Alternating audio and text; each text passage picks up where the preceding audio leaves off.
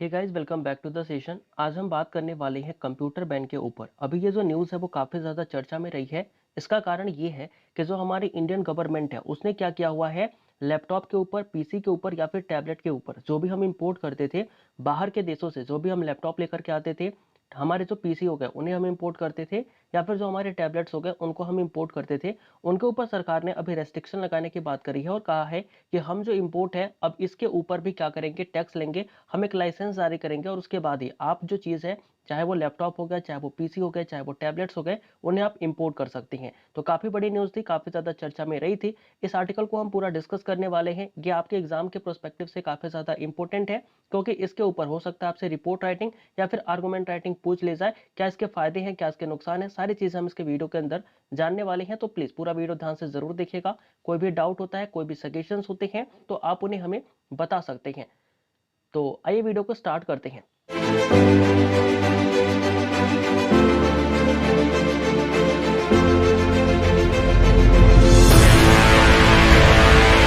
सबसे पहले हम बात करते हैं इस न्यूज़ की कि ये न्यूज़ बेसिकली क्या रही थी। तो न्यूज़ के अंदर हमने देखा अभी क्या कि रिसेंटली तो गवर्नमेंट ऑफ इंडिया है, उसने एक रेस्ट्रिक्शन जो है वो इम्पोज किया है कि अब आप जो लैपटॉप्स हो गए, पीसी हो गए, टैबलेट्स हो गए, उनको आप इंपोर्ट नहीं करेंगे।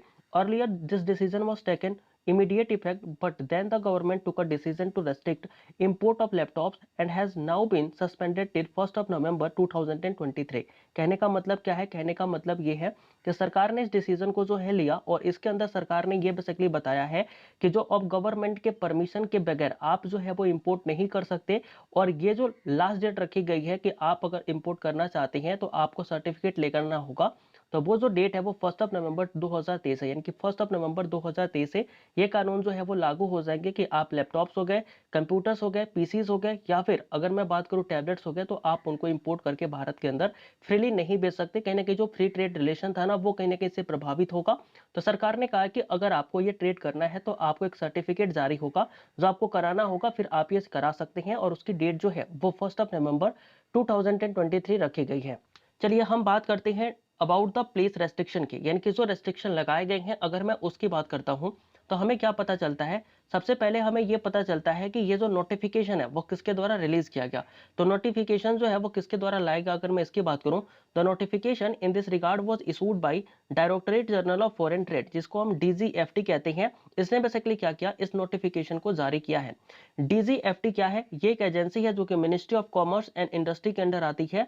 और ये रिस्पॉन्सिबल है किस चीजों के लिए, responsible for the administrating laws regarding the foreign trade, यानी कि जो भी हमारे फॉरेन ट्रेड होते हैं उसके अकॉर्डिंग कोई भी लॉ अगर तैयार करना है तो उसके लिए ये जो है डीजीएफटी वो क्या होती है, जिम्मेदार होती है, जो कि ministry of commerce and industry के अंदर आती है। इसी ने बेसिकली ये जो रेस्ट्रिक्शन है वो इंपोज किए हैं और इस नोटिफिकेशन को लेकर के आने वाली जो एजेंसी है वो भी हमारी यही है, नाम होता है डीजीएफटी।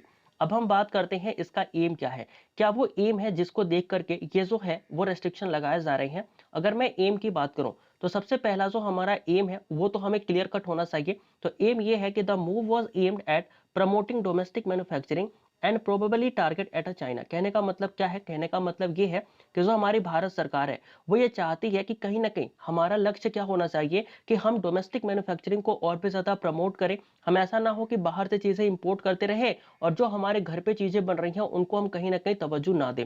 और कहीं ना कहीं हमने टारगेट किया है चाइना को कि चाइना से हमारे सबसे ज्यादा जो हमारी टेक्नोलॉजी है वो चाइना से ही इंपोर्ट हो रही है।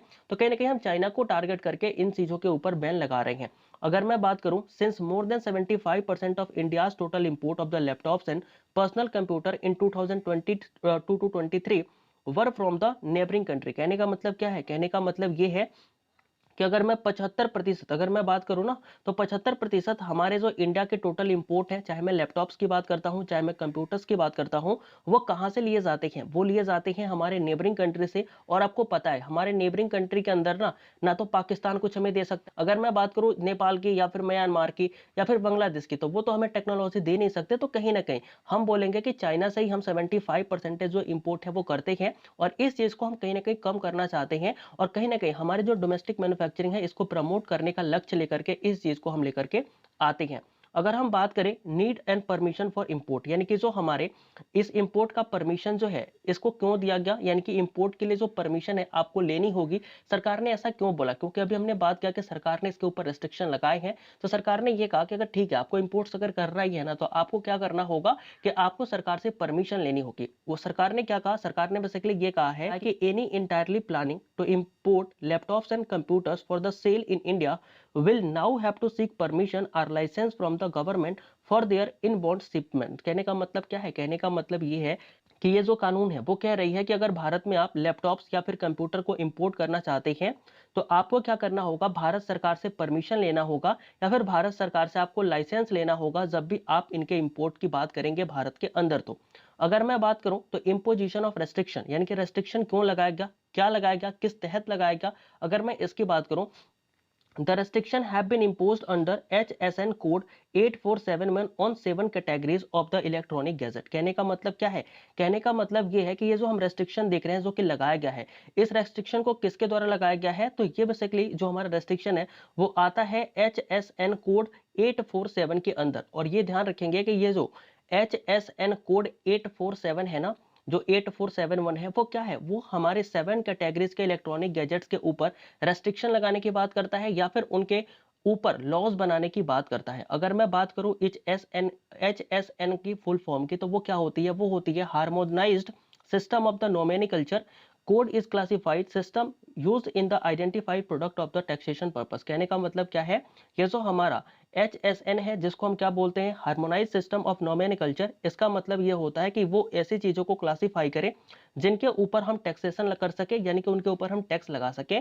तो उसी के तहत क्या किया गया है, इस एक्ट के तहत ही, इस कानून के अंदर ही इन 7 में से इन लैपटॉप्स के ऊपर, पर कंप्यूटर्स के ऊपर या फिर जो टैबलेट्स हैं उनके ऊपर बैन लगाने की बात करी गई या फिर उन पर टैक्सेशन करने की बात करी गई है। HSN कोड 8471 जो है वो यूज होता है identified device are the design to perform data processing task. कहने का मतलब ये है कि इस कोड के अंदर, यानी कि ये जो हमारा लॉ है, इस लॉ के अंदर बेसिकली वे सारी चीजें आती हैं जो कि डाटा प्रोसेसिंग का काम करती हैं। तो ऐसी चीजों के लिए जो कानून बनाने का काम होता है या फिर जिसके ऊपर कानून बनाए जा सकते हैं, तो बेसिकली ये हमारा बोल सकते हो कि वो कोड ऑफ कंडक्ट होता है जिसको ध्यान में रख करके हम सारी जो क्रियाकलाप हैं, यानी कि जो भी हमारे कानून वगैरह बनाए जाते हैं वो इसी एक्ट के थ्रू या इसी कानून के अंदर जो है वो कहीं ना कहीं बनाए जाते हैं। अगर मैं बात करूं implication of the decision taken, अब देखो ये जो हमारा डिसीजन लिया गया है ना इंप्लीमेंट करने का, वो क्या करेगा, इसके पीछे का राज क्या है? अगर हम इसके फैब्रिक पॉइंट की बात करें ना, तो ये सारी चीजें आप लिख सकते हो। देखो फैब्रिक पॉइंट के अंदर सबसे पहला तो ये लिखे होंगे आपकी इंक्रीज ऑफ लोकल शेयर। कहने का मतलब ये है कि सरकार अगर क्या करती है कि इसके ऊपर बैन लगाती है ना, तो सरकार का फायदा होगा, कहीं ना कहीं जो हमारे लोकल शेयर है वो बढ़ जाएंगे और ये बढ़े भी हैं। देखो कैसे बढ़े हैं, तो इंक्रीज ऑफ लोकल शेयर यानी कि शॉर्टली आफ्टर द अनाउंसमेंट, यानी कि जैसे ही ये अनाउंसमेंट हुई, share of the local electronics contract manufacturers have increase. कहने का मतलब यह है कि जैसे ही ये अनाउंस हुआ कि सरकार ने कहा कि अब हम इंपोर्ट पर बैन लगाने वाले हैं, वैसे ही भारत में जो हमारे मैन्युफैक्चरिंग कंपनी है जो कि इलेक्ट्रॉनिक डिवाइसेस बनाती हैं, उनके जो शेयर है ना वो अचानक से बढ़ गए, उनके ऊपर लोगों ने पैसा लगाना स्टार्ट कर दिया। दूसरा ये है कि प्राइस हाइक का हमें डर भी है। देखो प्राइस हाइक का डर कैसे होगा, अगर मैं बात करूं सरकार जो है वो बैन लगा रही है कि आप जो कंप्यूटर्स है, लैपटॉप्स है या फिर जो टैबलेट्स है वो बाहरी देशों से नहीं ला सकते। तो कहीं ना कहीं जो बिग कॉर्पोरेशन लाइक एप्पल हो गया, लेनोवो हो गया, एचपी हो गया, ये सारे लोग क्या होंगे, ये या तो भारत में मैन्युफैक्चरिंग को स्टार्ट करेंगे या फिर ये भारत में इंपोर्ट को कहीं ना कहीं बंद कर देंगे। अगर ये भारत में इंपोर्ट को बंद कर देंगे तो कहीं ना कहीं जो इनके गैजेट्स हैं वो काफी ज्यादा महंगे बिकेंगे। तो ये भी हमारे पास एक चिंता की बात है जो कि हम कंसर्न के रूप में लिख सकते हैं। They will likely to lead and increase the price of current product in the Indian market. इसके वजह से होगा ये कि जो हमारा इंडियन मार्केट है उसके अंदर जो प्राइस है वो काफी ज्यादा बढ़ जाएगा। The restriction is likely to impact the sales and discount that retailers and the companies offers time to time. जैसे कि अभी आप जाइएगा, जब टाइम टू टाइम क्या होता है कि कंपनीज के ऑफर चलते रहते हैं जब भी आप ऐसे सामान खरीदना चाहते हैं। लेकिन ऐसी चीजें अगर होंगी, मान लो डिमांड बहुत ज्यादा हो गया, सप्लाई कम हो गई, तो फिर होगा क्या कि आपको जो छूट है, जो डिस्काउंट है वो देखने को नहीं मिलेगा। और जो रिटेलर जो कि डिस्काउंट के इंतजार में बैठा रहता है, उसे जो परचेस करने की क्षमता है नहीं होती है, वो नहीं कर पाएगा। तो कहीं ना कहीं प्राइस हाइक की समस्या आपको देखने को मिलेगी। If the demand goes up, यदि डिमांड ज्यादा होता है, retailer will have no incentive. तो जो रिटेलर होगा ना वो आपको इंसेंटिव देगा ही नहीं। इंसेंटिव का मतलब क्या होता है कि छूट, वो आपको छूट देगा ही नहीं, वो आपको कोई ऑफर, कोई डिस्काउंट नहीं देगा अपने प्रोडक्ट के ऊपर जिसकी डिमांड बहुत ज्यादा होती है मार्केट के अंदर। इसके अलावा अगर मैं बात करूं negative signal to the participation country, कहने का मतलब ये है कि जो भी हमारी पार्टनरिंग कंट्री हैं जिनके साथ हम पार्टनरशिप में हैं उनके लिए क्या है कि एक निगेटिव सिग्नल है।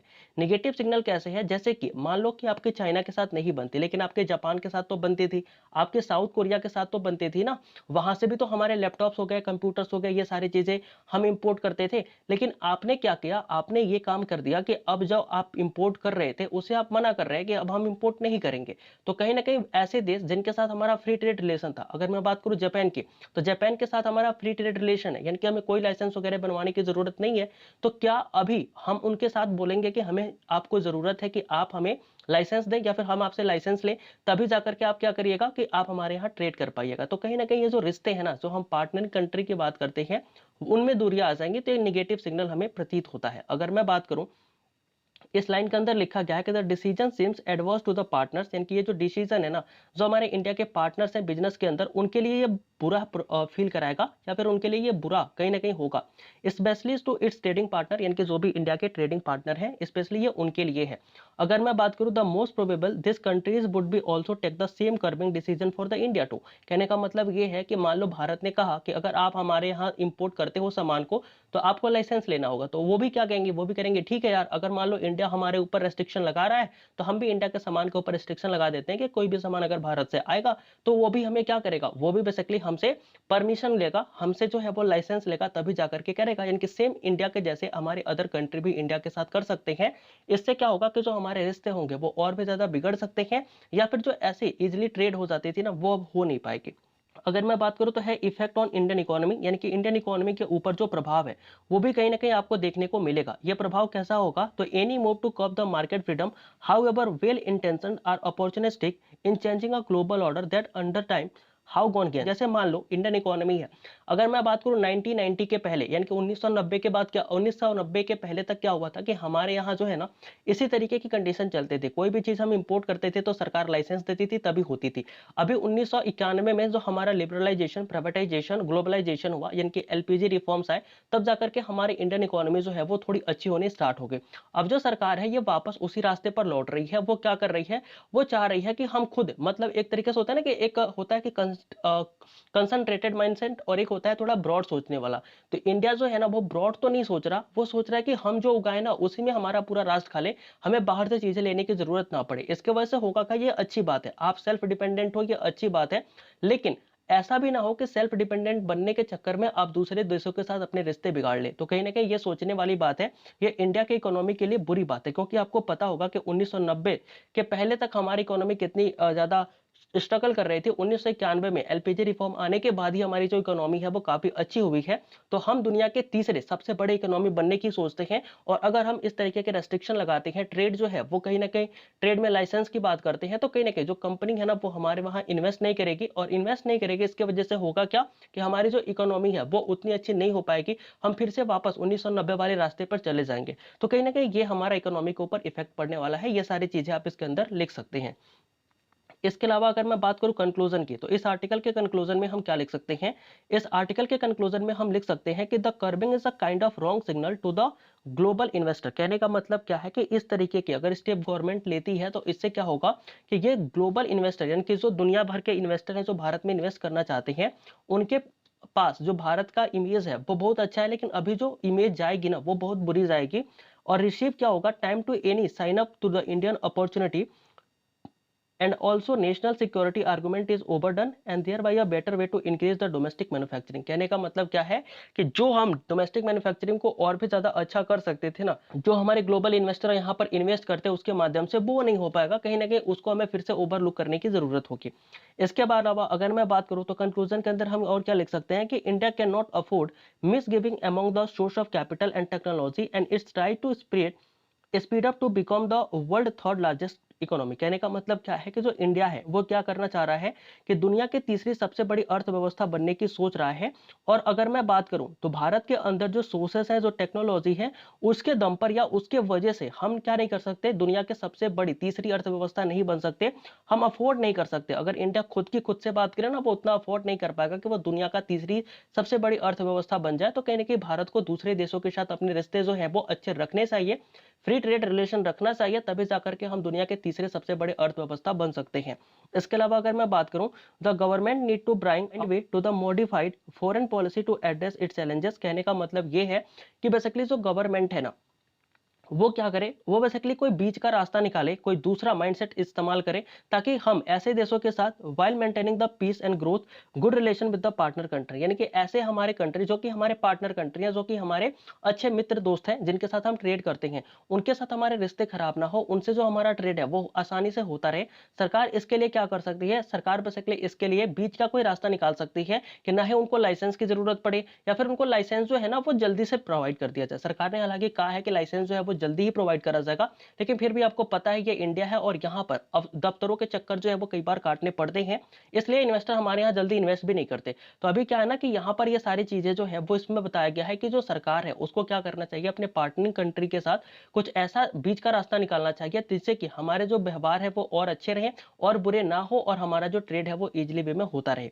ये आर्टिकल जो था वो इकोनॉमिक्स टाइम का था। आपको आर्टिकल आई होप कि पूरा समझ में आया होगा। काफी इंपोर्टेंट आर्टिकल था। इसके ऊपर आपसे आर्गुमेंट या फिर रिपोर्ट पूछी जा सकती है कि कंप्यूटर बैन के ऊपर आपसे कुछ ना कुछ पूछ लिया जाएगा। अभी आपको पता है कि कंप्यूटर बैन की न्यूज क्या थी, इसके बारे में सरकार ने अभी कितने दिन का अल्टीमेटम दिया है, क्या क्या इसके चैलेंजेस हैं, क्या क्या इसके फायदे नुकसान है। फायदे बस एक ही है कि हमारी जो डोमेस्टिक इंडस्ट्री है वो फलेगी फूलेगी, उसके शेयर बढ़ जाएंगे, लेकिन नुकसान कई सारे हैं कि हमारे जो ट्रेड रिलेशन है वो भी खराब हो सकते हैं, और जो हम इंपोर्ट नहीं करेंगे तो हो सकता है कि जो हमारी आवश्यकताएं हैं वो भी ना पूरा हो पाए, जैसे कि हम दुनिया की तीसरी सबसे बड़ी अर्थव्यवस्था नहीं बन पाएंगे।